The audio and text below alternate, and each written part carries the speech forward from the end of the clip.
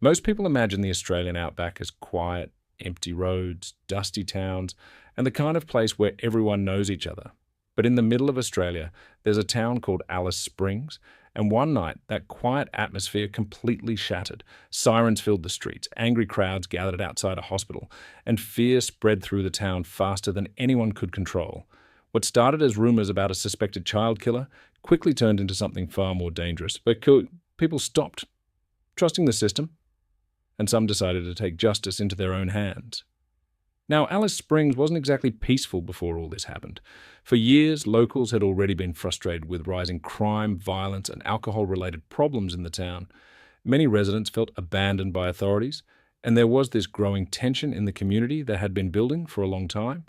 Businesses were dealing with vandalism, families felt unsafe at night, and people were becoming more angry and desperate. So when news started spreading about the death of a child, emotions exploded almost instantly. According to reports and rumors circulating around town, a suspect connected to the incident had allegedly been taken to a local hospital. That's when crowds started gathering outside. At first, it was just shouting, people demanding answers, demanding justice. But as more people arrived, the atmosphere became intense. Emotions took over. Police were called in, lights flashing across the streets, while officers tried to hold the situation together.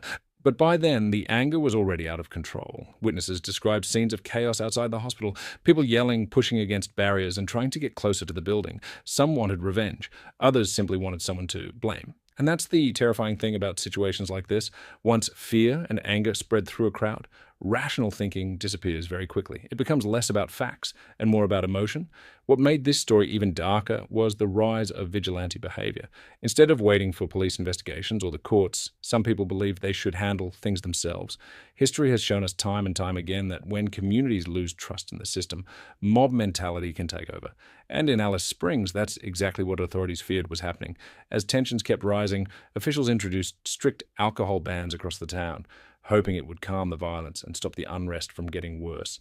Police patrols increased, emergency services stayed on alert, and local leaders urged residents to remain calm. But the emotional damage had already been done. The entire town was shaken. People were scared, angry, and divided over what had happened. But maybe the most disturbing part of this whole story isn't the riot itself. It's how quickly everything spiraled out of control. One horrifying rumor, one emotional night, and suddenly an entire town was pushed to the edge. Alice Springs became a reminder of how fragile society can really be when fear replaces trust. And honestly, that's what makes this story so unsettling. This wasn't some horror film or fictional thriller. This happened in real life, in a remote Australian town where people simply reached a breaking point. And even now, the events of that night still hang over Alice Springs like a shadow that refuses to disappear.